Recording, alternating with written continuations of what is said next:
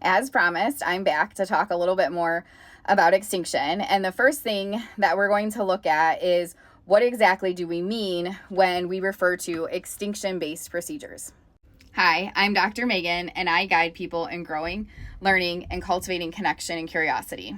In a previous series of videos, I went into quite a lot of detail about the various issues that we face when we use extinction-based procedures, and I talked a little bit about what do I mean by extinction-based procedures, but today I'm going to make sure it's very clear. That way, as we move forward on this discussion, we can make sure we're all on the same page. In behavior analysis, extinction simply means that a response no longer contacts reinforcement. Reinforcement is either withdrawn or just not available when certain responses occur. That's the simple explanation for extinction. When I'm talking about extinction-based procedures, I am referring to what myself and many folks have been trained on in the field, especially if you're a dinosaur like me, where the whole entire challenging behavior plan is primarily focused on the use of extinction. Yes, differential reinforcement might be written in there. It might be talked about that that's happening, but ultimately the plan itself really hinges on, and the training is heavily focused on how well people are implementing these extinction-based steps. What that looks like is usually forced prompting if you're using escape extinction, where someone is being physically guided to do something against their will or forced to stay in a certain place, like at a table or part of the room where they don't want to be. It can also be paced prompting, where you're continuing to repeat the demand until the person does what you're telling them to do. And it can incorporate planned ignoring, either as part of an escape extinction procedure or its own part of the plan if it's an attention focus, where you're very obviously not providing attention to the person, usually by turning your head or your body away.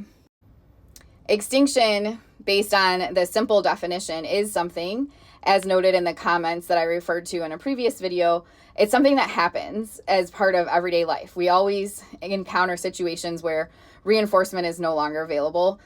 So I just want to make sure it's clear, when I'm talking about extinction-based procedures, I am talking about very intentionally using these procedures to try to change someone's behavior, and it's usually focused on trying to reduce the presence of a certain response. And you'll hear me say I rarely ever use that type of extinction procedure.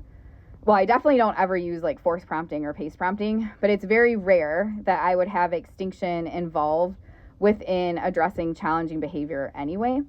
But in our field, as I've mentioned, it's what a lot of behavior plans are heavily focused on, and mostly our training and all of that is really just heavily focused on, are you incorporating extinction like you should be? And there's usually very little training and fidelity check on how well are we building skills? How well are we helping to support this person? So when I talk about extinction-based procedures, that's what I'm referring to. Typically, force prompting, pace prompting, and very obvious planned ignoring. If you want to know more about the issues with extinction, definitely check out my previous videos on this.